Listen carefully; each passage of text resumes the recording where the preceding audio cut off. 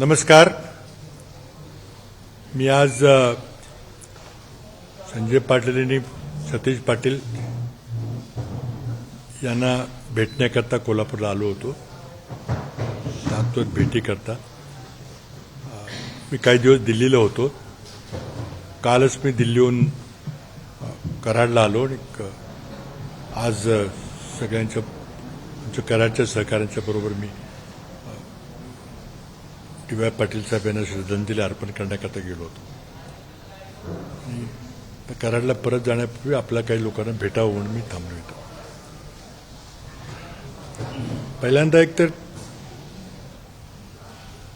दादांना श्रद्धांजली या ठिकाणी अर्पण करणं महत्त्वाचं आहे. आपल्या पश्चिम महाराष्ट्रातलं एक मोठं नेतृत्व, शिक्षण क्षेत्र असेल, सहकार क्षेत्र असेल, राजकारण असेल, समाजकारण असेल, क्रीडा क्षेत्र असेल, फार प्रचंड मोठा तरी स्वतःचा ठसा उमटवला आणि महाराष्ट्रभर एक शैक्षणिक संकुल करून लाखो बहुजन समाजातली ग्रामीण भागातील विद्यार्थ्यांना शिक्षणाची केवाडं खुली करून दिली आणि फार मोठं वयाच्या 52-92 वर्षापर्यंत त्यांनी कर्तृत्ववान आयुष्य जगले. देशामध्ये त्रिपुरा असेल, बिहार असेल, पश्चिम बंगाल असेल, राज्याचं राज्यपाल पद भूषवलं. सगळ्या केंद्रीय मंत्र्यांची, केंद्रीय नेतृत्वाची त्यांची फार जवळीक होती. पण शेवटचे त्यांनी काही वर्ष फक्त समाजकारणाकरता आणि कोल्हापूरच्या आणि पश्चिम महाराष्ट्रात जनतेच्या सेवेकरता त्यांनी वेळ घालवला. म्हणजे खूप जवळचे कौटुंबिक संबंध होते अनेक पिढ्यांचे. त्यांना पुन्हा एकदा मी माझ्या वतीनं, आमच्या कुटुंबियाच्या वतीनं श्रद्धांजली अर्पण करतो. आज या ठिकाणी कोल्हापूरला आलो तर आपल्याला भेटावं म्हणून थोडा वेळ थांबलेलं इथं. थोडंसं मी राजकीय परिस्थितीबद्दल बोलतो, नंतर तुम्हाला काही विचारायचं असेल तर विचारा. ऐतिहासिक घटना म्हणजे जे देशातलं शिक्षण व्यवस्थेबद्दलचं आणि परीक्षा व्यवस्थेबद्दलचं जे आंदोलन झालं ते न भूतो न भविष्यती असं आंदोलन होतं. देशात यापूर्वी अनेक आंदोलन झाले. शेतकऱ्यांचं आंदोलन झालं, जयप्रकाश नारायणचं झालं, मंडलचं झालं, गुजरातमध्ये नवनिर्माण समितीचं झालं. पण हे वेगळं होतं. या आंदोलनाला कुठे जात पात, धर्म, भाषा, प्रांत वगैरे काही नव्हतं. हे पॅन इंडिया असं आंदोलन होतं आणि त्याचा परिणामी आपल्याला दिसला की मोदींना शेवटी माघार घ्यावी लागली. एक राजीनामा झाला आणि आपल्याला स्पष्टपणे दिसतंय की आता सरकार पॅनिक मोडमध्ये गेलेलं आहे. स्वतः प्रधानमंत्री 9-10 वाजता झोपतात, पण ते 12-12पर्यंत जागून स्वतः इंस्टाग्रामचे व्हिडिओ करतात. विद्यार्थ्यांचे संपर्क फ्रेंड्स म्हणून साधायचा प्रयत्न करतात. तिकडं मोहन भागवत आपल्या पद्धतीनं जेन झीशी एक खूप ऑर्केस्ट्रेट केलेला, तयार केलेला इंटरव्ह्यू करतात आणि मी फार माझी युवकांची जवळीक असं दाखवायचा प्रयत्न करतात. पण वास्तव पाहिलं तर अमित शहानं पार्लमेंटमध्ये येऊन त्यांच्यावर जे आरोप करण्यात आले त्याचं उत्तर काही देता आलं नाही. सरकार म्हणजे अत्यंत पॅनिक सिच्युएशनमध्ये आहे. आता काही दिवसापूर्वी मी ट्विटवर एक मेसेज टाकला होता की सरकारच्या राहिलेल्या कालावधीमध्ये एक सर्वात महत्त्वाचा निर्णय असेल की शिक्षण मंत्री पद कोणाला देणार. आत्ता जी व्यवस्था आहे ती कसं काय त्या माणसाला प्रल्हाद जोशीनं शिक्षण मंत्री केलं. त्यांच्याकडे मुळातच 3 विभाग 3 खाती होती, 4थं दिले. शिक्षण हे काही पार्ट टाईम हा विषय नाही आहे. पण ज्या माणसानं अनेक आखलेची तारे तोडलेली आहेत अशा माणसाला आपल्या भावी पिढ्यांचं भवितव्य हातात देणं काही योग्य नाही. त्यामुळे ही तात्पुरती व्यवस्था आहे. बहुतेक बदल होतील. तो बदल करताना एक असा व्यक्ती शिक्षण मंत्री झाला पाहिजे जो विद्यार्थ्यांची एक जवळीक साधू शकेल, त्याचं एक राष्ट्रीय व्यक्तिमत्व असेल, जो मोदींशी भांडून शिक्षणाकरता अधिक निधी उपलब्ध करून देईल, जो परीक्षा पद्धतीमध्ये आमूलाग्र बदल करेल. अशी व्यक्ती आज मला नरेंद्र मोदींच्या मंत्रिमंडळात दिसत नाही. म्हणून त्यांना बाहेरून कोणती आणावं लागेल.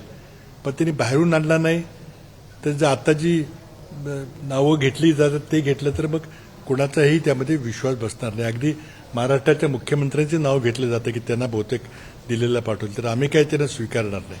कारण नीट परीक्षेचं एक फार महत्त्वाचं केंद्र हे महाराष्ट्रात होतं. आता तुमच्या समोर सगळे हे चाललेलं आहे, तुम्हाला काही करता आलं नाही. आज कायदा सुव्यवस्थेची महाराष्ट्राची परिस्थिती बघितली. काल नांदेडला एका पंजाबच्या मोठ्या नेत्यावर हल्ला झाला. माहिती होतं की सिक्युरिटीचा प्रश्न तिथं आहे, पण काही सरकार झोपलं होतं, काही करत नव्हतं. आणि त्यामुळं अशा माणसाला केंद्रीय मंत्री करणं हे तुमचं अंतर्गत राजकारण काय असेल तर देशाची जनता, विद्यार्थी आणि काँग्रेस पार्टी ते काही स्वीकार करणार नाही. कुणाला करतायत बघूया आता काय होतंय ते. पण मला एकच या ठिकाणी सांगायचं की सरकार आता पॅनिक मोडमध्ये आहे आणि त्यांना आता 2029च्या लोकसभा निवडणुकीची खात्री नाही. आणि त्यामुळे जे काय करायचं ते आत्ता केलं पाहिजे. आणि त्यामध्ये मग डिलिमिटेशन बिलच्या निमित्तानं आणि त्याच्या आधी महिला आरक्षणाच्या निमित्तानं संसदेच्या दोन्ही सभागृहामध्ये 2/3 बहुमत मिळवायचा सरकारचा प्रयत्न चाललेला आहे. 2/3 बहुमत मिळाले की घटना दुरुस्ती करता येते, घटनेची तोडफोड करता येते आणि त्यांना जे काही करायचं आहे ते त्यांना करता येतं. आणि 2029च्या निवडणुकीला त्यांना हे सगळे करायचं आहे. आणि त्याकरता पक्ष फोडले जात आहेत. बंगालमधली टीएमसी फोडली गेली, उद्धव ठाकरेंचा पक्ष फोडला गेला, आणखी आपल्या महाराष्ट्रातले पक्ष फोडाफोडीचं चर्चा चालू आहे. सत्ता पक्षाची माणसं सांगतात की आम्ही हा पक्ष पण फोडणार. आणि येणं केनं प्रकारानं 2/3 बहुमत मिळवायचं आणि काही लोकांनी गैरहजर राहायचं, असं करून एकदा 2/3 बहुमत मिळालं की डिलिमिटेशनचा विषय होईल. पण मग कुठलीही घटना दुरुस्ती सरकारला करता येईल. आता जर परिसीमन विधेयक किंवा ज्याला डिलिमिटेशन म्हणतात त्याबद्दल बोलायचं झालं तर आमचा काँग्रेस पक्षाचा आमचा जे सरकारचा जो काही प्रस्ताव आहे त्याला विरोध आहे. जरी राज्यघटनेमध्ये 49 साली आपण लिहिलं असलं की दर 10 वर्षांनी जनगणनेनंतर तुम्ही पुनर्रचना करा, पण वस्तुस्थिती आपण जर पाहिली तर उत्तरेच्या राज्याची आणि दक्षिणेच्या राज्याची तुलनात्मक पाहिली केली तर दक्षिणेच्या राज्यांनी आर्थिक प्रगती केलेली आहे, महिलांच्या शिक्षणाकरता पुढाकार घेतलेला आहे, त्यामुळे तिथं लोकसंख्या वाढ झालेली नाही. आणि तशा पद्धतीने आपण जर घटनेतल्या फॉर्म्युल्याप्रमाणे 10 वर्षांनी जनगणना करून जर पुन्हा परिसीमन केलं तर मग दक्षिणेच्या राज्यावर प्रचंड मोठा अन्याय होईल. आपला फेडरल बॅलन्स आहे तो बिघडेल आणि त्याला आमचा पूर्णपणे विरोध आहे. काही पक्षांनी आमची हरकत नाही वगैरे असं म्हटलेलं आहे, पण ते विरोध आहे, ते मी त्याला विरोध करणार आहे. बिलकुल चालणार नाही. तामिळनाडूमध्ये विरोध होईल, पण मला वाटतं त्यामुळं सरकारनं या अधिवेशनामध्ये ते बिल आणलेलं आहे. पण काय उद्या त्याला एक 3 दिवसाचं विशेष अधिवेशन ते कधी आणू शकतात. पण त्यांना घटना दुरुस्ती करता 2/3 बहुमत पाहिजे. त्यामुळं मला वाटतं की देशातलं आता जर वातावरण पाहिलं तर ज्या प्रकारे सरकारला तरुणांनी जे काही तिथं सोशल मीडियावर आपण पाहिलं ते तिथं आंदोलन झालं, इतकं प्रचंड उत्स्फूर्त आंदोलन झालं. आणि त्यामुळं देशात एक सुप्त क्रांती चालू आहे हे आता आपल्याला स्पष्ट दिसतंय. आणि माझ्या दृष्टीनं 29ला सत्ता परिवर्तन झाल्याशिवाय राहणार नाही. त्याचं क्रेडिट राजकीय पक्षांना जेवढं मिळेल तेवढंच ह्या युवकांच्या मुवमेंटला मिळेल. आणि युवकांनी जर ही निवडणूक हातात घेतली तर मला वाटतं सत्ता परिवर्तन अटळ आहे. 29ला सत्ता परिवर्तन झाल्याशिवाय राहणार नाही.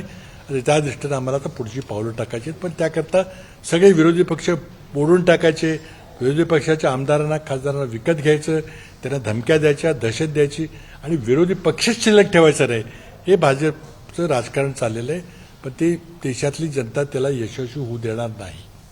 प्रश्न अनेक आहेत आणि आम्ही त्यामध्ये आमची स्पष्ट भूमिका वेळोवेळी मांडत राहणार आहोत.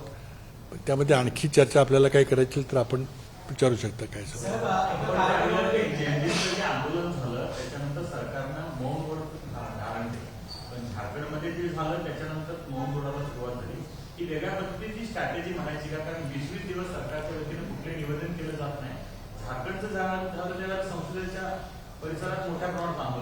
काय झालं, हे राजकारण आहे. झारखंडमध्ये विरोधी पक्षाचं सरकार म्हणून त्यांना टार्गेट करायचं. पण आज केंद्र सरकारची जबाबदारी नरेंद्र मोदी, अमित शाह, शिक्षण मंत्री यांची आहे आणि त्या जबाबदारी स्वीकारून तुम्ही काही गोष्टी केल्या पाहिजेत. धर्मेंद्र प्रधानचा राजीनामा हा त्यांनी स्वतःहून नैतिक जबाबदारी स्वीकारून दिलेला नाही, हा विद्यार्थ्यांच्या प्रेशरमुळे आलेला आहे. परंतु आज जेव्हा राहुल गांधींनी त्यांना प्रश्न विचारले की विद्यार्थ्यांच्यावर गन्स वापरायचा, AK-47 बिहारमध्ये वापरायचा, पॅलेट गन वापरायचा, लाठीचार्ज करायचा आदेश कोणी दिला? कारण क्राऊड कंट्रोल करता आपण हे वापरत नाही, अश्रूधूर वगैरे. कुणीतरी वरच्या माणसांनी सांगितल्याशिवाय तो होणार नाही. अमित शहाने तो आदेश दिला का? आणि समजा अमित शहाने दिला नाही, खालच्या खाली लोकांनी केलं, मग तुम्ही कसले अर्थमंत्री आहात, कसले गृहमंत्री आहात? म्हणून दोन्ही बाजूनी तुम्हाला त्या पदावर राहण्याचा अधिकार नाही, अशी काँग्रेस पक्षाची स्पष्ट मागणी आहे. आणि त्यामुळे अमित शहाना गेली 20 दिवस संसदेचा सामना करता आला नाही.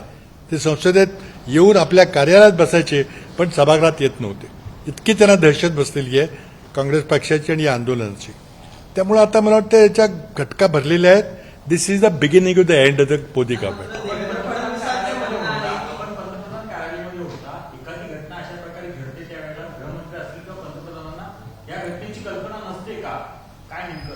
कल्पना असते, निश्चित असते.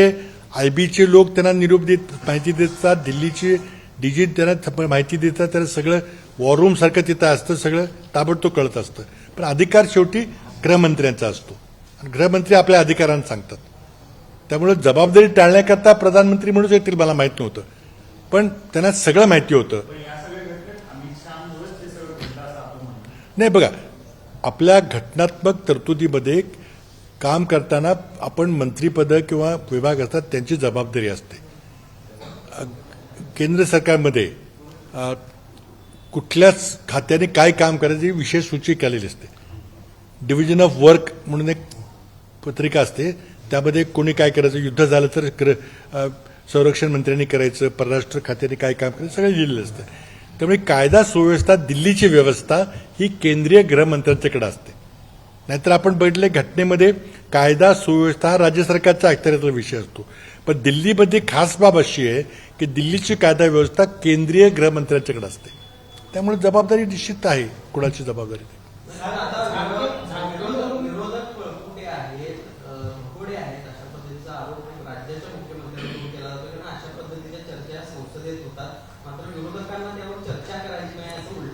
हे खोटं आहे ना. संसदेमध्ये मी 19 वर्ष राहिलेलो आहे, मंत्री होतो, विरोधी पक्षात होतो. अध्यक्ष तुमचे आहेत, तुम्ही कार्यक्रम पत्रिका ठरवायची असते. तुम्ही सांगा की 12 वाजता अमित शहा सभागृहात निवेदन करतील, कोण त्याला थांबवणार आहे? आणि आम्ही जर तिथं अडथळा आला तर मग आम्हाला विचारायचं होतं. पण प्रश्न आम्ही विचारणार, पळपुटे कसे झाले? तुम्ही सभागृहाच्या सामोरे यायला तुम्ही घाबरताय, येत नाही, आणि कोण पळपुट आहे? मग जोपर्यंत पंतप्रधान मोदी असतील किंवा अमित शहा राजीनामा देत नाहीत तोपर्यंत आम्ही शांत बसणार अशा प्रकारची भूमिका राहुल गांधी. नाही बघा, आमचं म्हणणं काय आहे की तुम्ही उत्तर द्या. पहिल्यांदा उत्तर दिले पाहिजे, आणि उत्तर दिल्यावर आमचं समाधान झालं तर आम्ही काय म्हणणार नाही. पण तुम्ही करू शकत नाही ना. गोळीबार झाला का नाही? पेलेट गन वापरल्या का नाही? आज एका मुलाचा डोळा गेला का नाही? बिहारमध्ये AK-47 वापरल्या का? कुणीतरी आदेश दिला असेल ना. तुम्ही सांगा ना, मी नाही दिला, मला माहित नाही कोणी केलं. मग तुम्ही नालायक गृहमंत्री आहात, म्हणून राजीनामा दिला पाहिजे. आधी उत्तर द्या आणि आमचं समाधान करा ना. तुम्ही सभागृहात आला नाही, हा घटनेचा अपमान आहे, लोकसभेचा अपमान आहे, देशाच्या जनतेचा अपमान आहे. बरं, विरोधकांच्या डोकी खापर फोडू नका. तुम्ही अध्यक्षांच्या परवानगी घेऊन मला सभागृहामध्ये निवेदन करायचं येऊन उभं राहायला पाहिजे होतं. मग आम्ही काय केलं असतं मला विचारायचं होतं.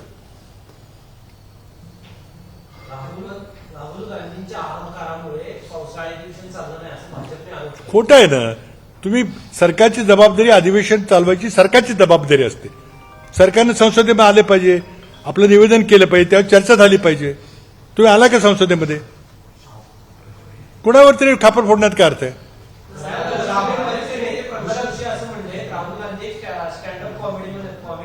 ते बघा, विरोधक आहेत, कोणी काय म्हणतं, कोणी काय म्हणतं, ठीक आहे. ते प्रल्हाद जोशीला आपण सिरियसली घेतो का कधी?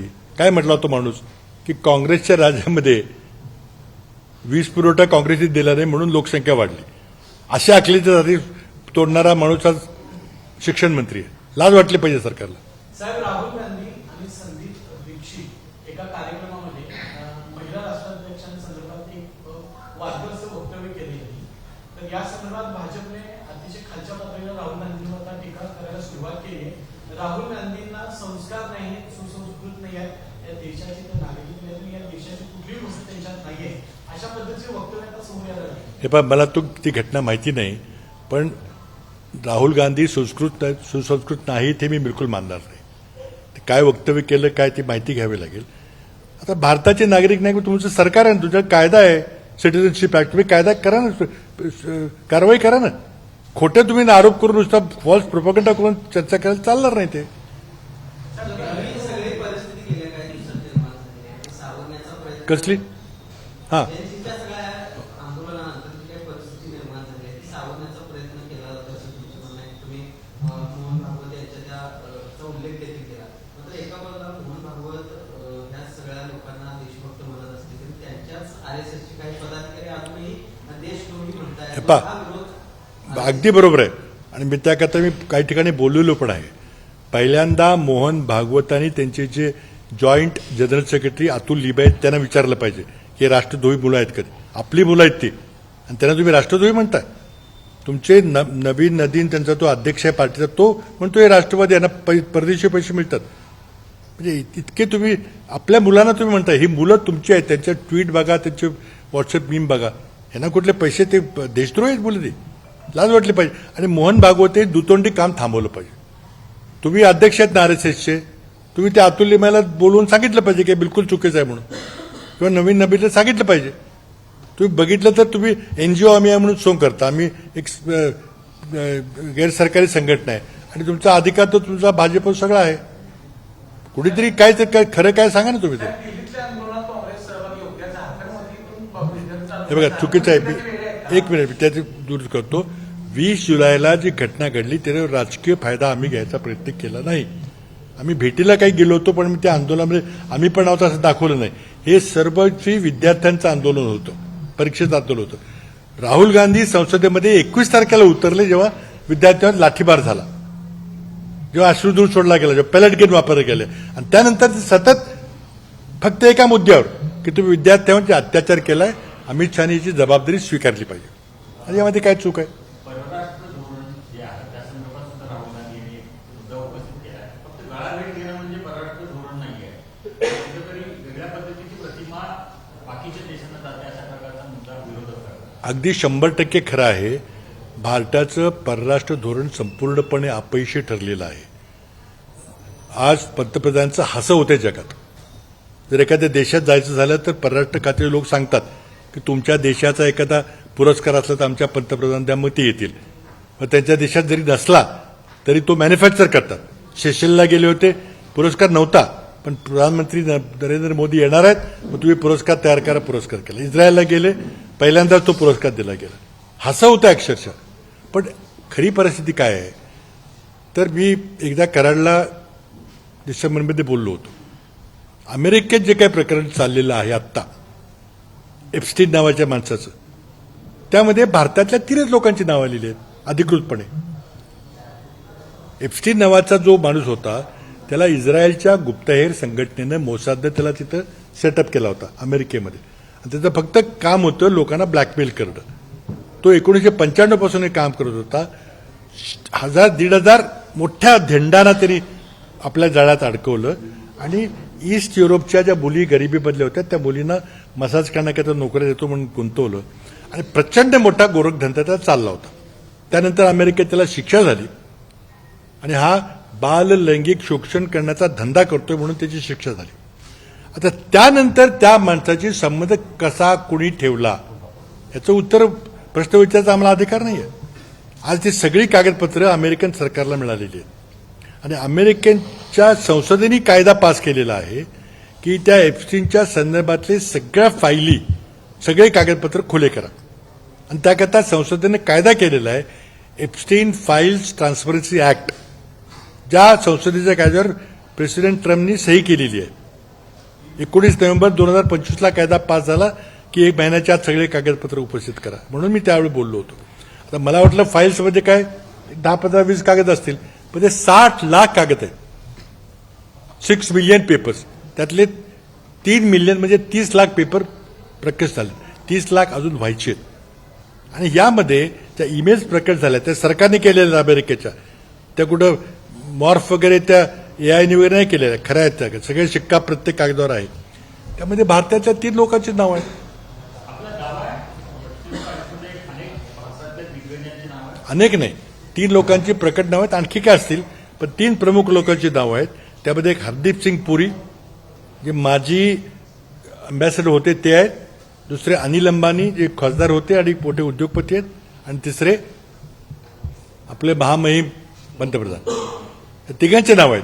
कोणी डिनाय केलंय? कोणी सांगितलंय आमचे नाव नाही? पंतप्रधानांचा इस्रायल दौरा होतो आणि 2 महिने आधी अनिल अंबानी जाहीर करतो की इतक्या तारखेला पंतप्रधान इस्रायल जाऊन तुमचं काय काम असेल सांगा. मी पंतप्रधान कार्यालयामध्ये होतो. पंतप्रधान दौऱ्याचं किती वाजता फ्लाईट जाणार ते आम्हाला रात्री कळायचं. फक्त माहिती असायचं की 25 तारखेला जाणार आहेत, पण दुपारी जाणार आहेत, रात्री जाणार आहेत, सकाळी जाणार ते रात्री कळायचं. इतका गुप्त असायचा. आणि अनिल अंबानीला 2 महिने आधी कळतो दौरा. आणि तुमचं परराष्ट्र खातं होतं, सुषमा स्वराज परराष्ट्र मंत्री होत्या, त्यांच्याकडे 1000 राजदूत होते प्रत्येक देशात. त्यांच्या थ्रू तुम्ही काय संबंध साधला? तुम्ही काय खाजगी माणसाकडून का संबंध साधला? तुम्हाला काय लपवायचं होतं? ह्याची उत्तर द्यावी लागतील. आणि म्हणून मग देशात आता काय होतंय बघूया. आता काय होतं ते नोव्हेंबरच्या निवडणुकीच्या आधी सगळं प्रकरण झाल्याशिवाय राहणार नाही. खरं तर आता आपण म्हणतो की विरोधक या आंदोलनाच्या माध्यमातून एक ऍक्टिव्ह मोडवरती आले आहेत. विरोधकांमध्ये एकत्र किंवा एक सूत्रतापणा आपल्याला दिसतो का? कारण ती सुद्धा आपण एक शंका किंवा चिंता बोलू टाकली की विरोधकांनी एकत्र राहिलं पाहिजे. आता तुम्ही याच्या आधी म्हटला होता की ज्यावेळी बेळगावमध्ये म्हटला होता की राष्ट्रवादी आमच्यासोबत किती वेळ राहतं काय माहित नाही, त्यानंतर अजितदादा काही दिवसात गेले. आता देखील म्हटला की शरद पवार गटाच्या काही गुप्त बैठका होतात ते आपल्याला माहिती नाही. काय होतंय नेमकं? हे पहा, मी एवढंच बोललो होतो, जे पुन्हा बोलतो खरं म्हणजे नाही बोललं पाहिजे मला, कारण तिथं आमच्या अजूनही मित्रपक्ष आहेत, आमच्या महाविकास आघाडीचे सहकारी आहेत. पण एक गोष्ट आहे की आम्हाला जे सत्ताधारी पक्ष, आता काही माझ्या मंत्रिमंडळातले लोक होते, त्या तिथं मोठे मंत्री देवेंद्र फडणवीस यांच्या मंत्रिमंडळात आहेत, काही सहकारी आहेत, आपण काही एकमेकांची कामं करतो, ते सांगतात की आमचं ऑपरेशन काय त्याला म्हणतात टायगर काहीतरी, ते ऑपरेशन आम्ही उबाटाचं केलं. म्हटलं आता ते राहिल्यापेक्षा त्याचं आम्ही करणार आहे. म्हणून मी त्या दृष्टीने बोललो होतो की बाबा तिथं खासदारांची अस्वस्थता आहे, कामं होत नाहीत वगैरे, आठवत बसतात, पण त्यांना तुम्ही सांभाळून ठेवलं पाहिजे. तर त्याचा प्रयत्न करतायत. सुप्रियाताई वगैरे पंतप्रधानांना घेऊन त्यांच्या कामाकरता गेल्या होत्या. त्यामुळे दुसरं काय असं वाटत नाही. कारण काही पक्षांतरापैकी चर्चा असेल ते जाहीर होत नाही. ते फोटो काढून पंतप्रधान कोण भेटत नाही, गुप्तपणे भेटतात. परंतु अस्वस्थता नक्की आहे. आणि आम्ही ते आमचे सहकारी आहेत, ते राहतील अशी आमची अपेक्षा आहे. आता पवारसाहेबांची पार्श्वभूमी ही डाव्या पक्षांची आहे, त्यामुळे ते तिकडे जातील असं मला वाटत नाही. पण शेवटी काय आहे, यांचे जे त्यांना विरोधी पक्षच ठेवायचा नाही. आपण पाहिजे तर सध्या राज्यामध्ये माहिती मोठ्या प्रमाणात होते. आता दुसरीकडे गुलाबराव पाटलांचं असं वक्तव्य आहे की जर गोळा राहिला असतं तर भाजपवाल्यांनी मला खाऊन टाकलं असतं. अशा मध्ये वक्तव्याला आपण कसं पाहतो? आता बरेच होते. आता हर्षवर्धन पाटलांनी एकदा स्टेटमेंट केलं, ते आता मला झोप येते. तर ते काय काय चालले तुम्ही रोज बघताय जवळ. आत्ता मला एक आमदार बंटी पाटलांच्या घरी भेटले, माजी आमदार. ते म्हटले काय मला इतका त्रास होता. मला म्हटले मुख्यमंत्र्यांनी सांगितलं की तुझ्या सगळ्या अडचणी मी सगळ्या सोडतो, भाजपमध्ये ये, काँग्रेसचे आमदार. मुख्यमंत्री सगळे सॉल्युशन, त्यांना विरोधी पक्षच ठेवायचा नाही. देशात आणि राज्यात अजूनही ऑपरेशन राबवले जात आहेत का? अगदी 100%. आमदारांची फोडाफोडी आजही सुरू आहे. तुमची काय? 100% पुढे कामाच्या निमित्तानं बदल्या करतो, हे करतो, काही सांगायचं नाही तर ईडी लावतो, नाहीतर सीबीआय लावतो, नाहीतर इन्कम टॅक्स लावतो. हे चालू आहे. साहेब, राज्यातल्या एकूणच परिस्थितीवर तुम्ही मला म्हणला की कायदा सुव्यवस्था पुण्यातल्या काही आयटी कंपन्या पुणे सोडून जाण्याच्या कसं बघायचं तुमच्या परिस्थितीला? मुख्यमंत्री मात्र याला वेगळं वळण द्यायचा प्रयत्न करतात असं दिसते, कारण आकडेवारी सांगताय. हे पहा, असं आहे, मी हा वेगळा विषय आपण तो नंतर कधीतरी घेऊ. मी इथे कोल्हापूरला येईन व्याख्यान वगैरे द्यायला. काय झालं महाराष्ट्रात पाहिलं आपण तर एकही मोठी आधुनिक इंडस्ट्रीत आली नाही. आपल्याला माहिती आहे की ज्या चिप असतात आपल्या फोनमधल्या किंवा कुठेही सिलिकॉन चिप ज्याला म्हणतात, त्यामध्ये आपण मागं आहोत. देशात एकही सेमीकंडक्टर चिप तयार करायचा कारखाना नाही. आम्ही सेमीकंडक्टर पॉलिसी आहे आणि खूप मोठ्या प्रमाणात सबसिडी द्यायचा प्रयत्न केला, पण आमचं सरकार गेलं. मोदी सरकारने ती पॉलिसी पुढे चालवली, चांगली पॉलिसी चालवली आणि त्याच्या अंतर्गत एक देशामध्ये 12 सेमीकंडक्टर उद्योग आलेले आहेत. 12. महाराष्ट्रात किती आहेत? 0. ते सगळे गुजरातमध्ये आहेत, आसाममध्ये आहेत, दक्षिणेच्या राज्यामध्ये आहेत, उत्तर प्रदेशमध्ये आहेत, पण महाराष्ट्रात 0. आज ॲपल फोन सगळ्यांच्याकडे बरेच वापरतात लोक. त्या ॲपल फोनचं सब कॉन्ट्रॅक्ट करणाऱ्या कंपन्या काय आहेत? त्यात चीनमध्ये थोडी अडचण निर्माण झाल्यामुळे भारतात आल्या. ॲपलच्या सब कॉन्ट्रॅक्टच्या 5 मोठ्या कंपन्या आहेत भारतामध्ये. त्यापैकी टाटाच्या 2 आहेत. एक फॉक्सकॉन नावाची तैवानची कंपनी. एकही कंपनी महाराष्ट्रात नाही. देवेंद्र फडणवीसांनी 17ला मोठा गाजावाजा केला होता की मी तळेगावला फॉक्सकॉन कंपन्यांना द्यायला येते. मला स्वतः माहिती आहे की ते तयार होते. इतकं झालं की ते कंपनी अधिकारी आले होते, त्यांनी शाळा कॉलेजेस बघितली, आमची माणसं आली तर कुठल्या कॉलेज जाणार कुठले, पण नाही गेले. ती गेली गुजरातमध्ये. जेव्हा मी उद्योगपतीने विचारतो तर कारण काय सांगतात की इतर राज्यामध्ये सिंगल विंडो पद्धत आहे, एकदम काम होतं. म्हणजे महाराष्ट्रात तुमच्या 3 विंडो आहेत म्हटलं. आम्हाला 3 दारं पुजावी लागतात तेव्हा आमची कामं होतात. आणि मग आमदारांचा जाच आहेच. स्क्रॅप मलाच दिलं पाहिजे, लेबर कॉन्ट्रॅक्टर मलाच दिलं पाहिजे, ट्रान्सपोर्ट कॉन्ट्रॅक्टर मलाच दिलं पाहिजे, नाहीतर तुझा रस्ता खोदून ठेवीन. किती उदाहरण सांगू. आणि या बीडची घटना काय झाली? बीडमध्ये एकही उद्योग नाही. एक अमित शहाचे वैयक्तिक मित्र असलेले गुजराती माणसानं, मोठ्या माणसानं बीडला काही उद्योग टाकायचा प्रयत्न केला. खंडणीवाले आले तिथं, धमक्या दिल्या आणि त्या बिचारा सरपंचाचा खून केला. तो आमच्या पक्षात नव्हता पण सरपंच होता, त्यानं आपल्या कामगाराला वाचवायचा प्रयत्न केला, तो खून केला. काय झालं त्या माणसाचं? तो कराड का कोण येतो? त्याला राजश्रय सरकारी आशीर्वादाने सगळा गोरखधंदा झालेला आहे. महाराष्ट्रात कसे उद्योग येतील? आणि त्यावेळेस मी बोललोही होतो की देवेंद्र फडणवीस स्वतः एक हॉटलाईन करून उद्योगपतींना डायरेक्ट बोललं पाहिजे की तुम्हाला खंडणीचा त्रास येतोय का? पुणे परिसरामध्ये इतका प्रचंड त्रास आहे. सातारा खंडाळा MIDCमध्ये काही मोठ्या राजकीय नेत्यांचा त्रास होता. पुण्यामध्ये त्रास आहे. खंडणी दिल्याशिवाय कामच करता येतं. कोण इथं राहील? आज इतर राज्य तुम्हाला रेड कार्पेट टाकतायत. स्वतः मुख्यमंत्री जाऊन तिथं कामं त्यांची करतायत आणि तिथं तुमचे 3-3 ठिकाणी जावं लागते. अरे डावसला गेले, त्यांनी किती लाख कोटीचे करार केले. त्यातला एक करार कुठे केला माहितीये का? सत्यजित तांबे आमचे आमदार होते ना, त्यांची कंपनी कांदिवलीला आहे. त्या कंपनीच्या वरती 40,000 कोटीचा करार डावसला केलाय. मुंबईला तुम्हाला करता येत नव्हता. आणि कसली कंपनी, कुठं काम केले, काय झालं? ठीक 2 वर्ष झाली डावसला जाऊन, एक तरी उद्योग सुरू झाला का? हे सगळे बोगसगिरी आहे. त्याला काय अर्थ नाही, खोटं आहे सगळं.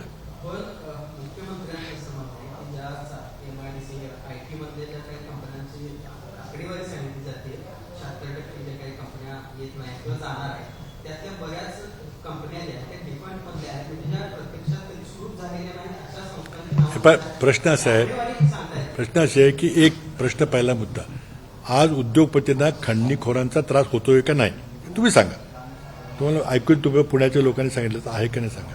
दुसरं, आज इथले विजेचे दर सगळ्यात जास्त आहेत. तिसरं, रस्त्यांची परिस्थिती काय बघा. आता इंटरनॅशनल हायवेचे त्यात काय होतंय की सरकारचं सगळं लक्ष हायवेमध्ये आहे. तर शक्तीपीठाचं तुम्ही तिथं मोठा आंदोलन सुरू केलेलं आहे. तर ते रस्ते मोठे करायचे, त्यातले 40% कमिशन खायचं. हा क्लिअर यांचा धंदा चाललेला आहे. त्यामुळे शिक्षणाकडे दुर्लक्ष आहे. महाराष्ट्रामध्ये मी 2013ला जेव्हा मी केंद्रामध्ये शिक्षणाचा कायदा केला, राईट टू एज्युकेशन, त्यानंतर आम्ही ठरवलं की शिक्षकाची अर्हता तपासायची, नंतर त्याला नोकरी द्यायची.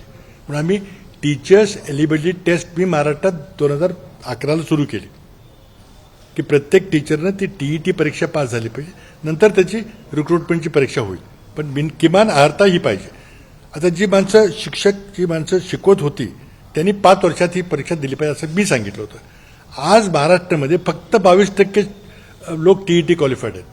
आपल्या पुढच्या पिढीचं काय होणार आहे? सरकारचं लक्ष शिक्षणाकडे आहे का? आरोग्याकडे आहे का? किती पदं रिक्त पडलेली आहेत?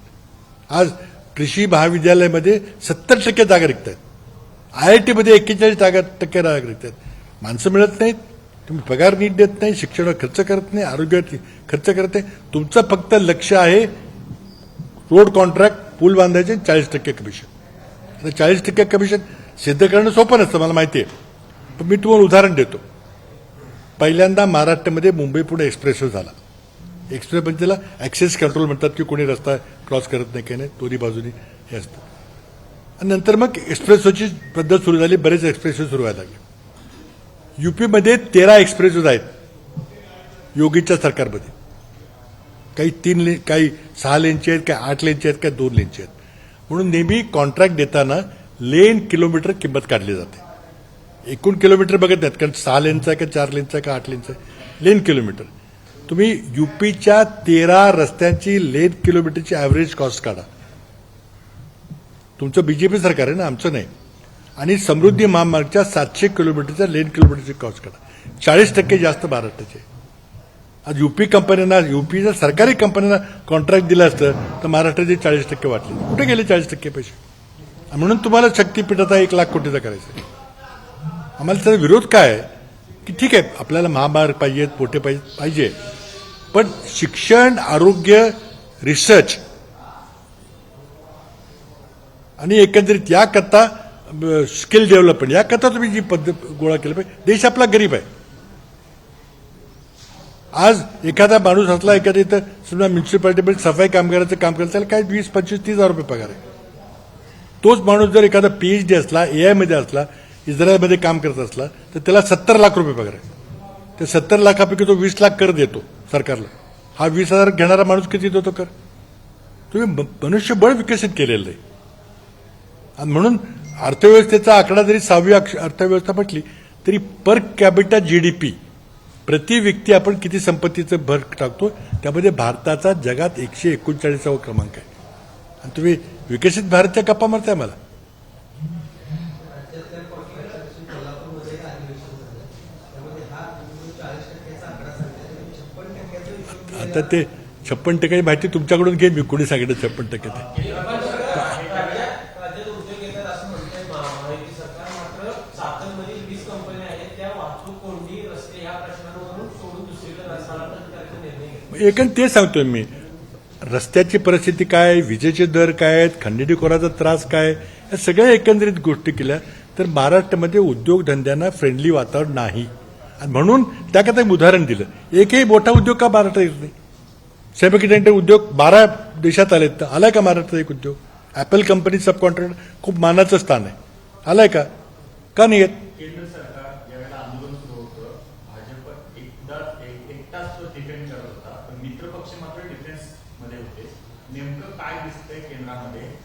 भाजप सरकारला बाकीचे मित्रपक्ष सहकार्य करतायत की नाही? काय परिस्थिती? हे पाय, त्यांचे प्रयत्न चाललेले आहेत की डिलिमिटेशनच्या नावाखाली फाटाफूट करा. आता कसं आहे की 50% जागा वाढवायचा त्याचा एक प्रस्ताव आहे. मग UPच्या लोकांना काय सांगतात की तुमचे 80 खासदार आहेत, आता 120 होतील. मग बिहारच्या लोकांना सांगायचं तुमचे इतके आहेत, इतके होतील, मग तुम्ही मदत करा. म्हणून काही लोकांना सांगायचं की बघा तुम्ही UPला जागा वाटतात, तुम्ही विरोध का करताय?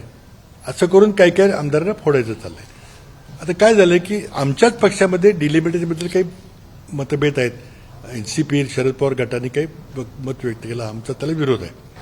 काँग्रेस पक्षाचा या फेडरल बॅलन्स ज्याला म्हणतात की जनसंख्येची तारीख जर पुढची घेतली तर दक्षिणेच्या राज्यावर अन्याय होईल, त्याकरता आमचा विरोध आहे. आणि माझा वैयक्तिक विरोध आहे 850 खासदार करण्यामध्ये. आज 550 आहेत, तिथं कुठं बोलायला मिळत नाही. तर त्यांच्याच एका खासदारांनी बाळूमामांनी तक्रार केली की आम्हाला बोलायला मिळत नाही. 850 जणांना मिळेल का? म्हणजे संसदेचं महत्त्व शून्य करून टाकायचं. चीनची संसद 5,000 सदस्यांची आहे आणि त्यांची 5 वर्षामध्ये एकदा आठवड्याची बैठक होते. एक शब्द सुद्धा कोणा बोलता येत, नुसतं हात कोरा करायचा, जेव्हा खायचं जायचं निघून. अशी पाहिजे का संसद आपल्याला? आता अमेरिकेच्या संसदेकडे अधिकार आहेत का भारताच्या संसदेकडे? त्यांना हे मोडून टाकायचे, लोकशाही व्यवस्था मोडून टाकायची. म्हणून मला भीती आहे 2/3 बहुमत मिळालं की त्याला काही करता येईल, काही करता येईल. केंद्राच्या शिक्षण मंत्र्यांनी राजीनामा दिला, मात्र राज्याच्या शिक्षण मंत्र्यांचा देखील राजीनामा मागितला गेला होता. मात्र पुढे कुठेतरी हे एक जोर आहे तो कमी होताना पाहायला मिळतो. कमी होणार नाही. हे बघा, राजकीय पक्षापेक्षा हे विद्यार्थ्यांनी आंदोलन हातात घेतले. आम्ही कमी पडलो असेल कदाचित, आम्ही आमच्या पद्धती करतोय. आमचं कदाचित आमच्यात एक सूत्रीपणा नसेल, पण आंदोलन विद्यार्थ्यांनी हातात घेतले, ते थांबणार नाही आता.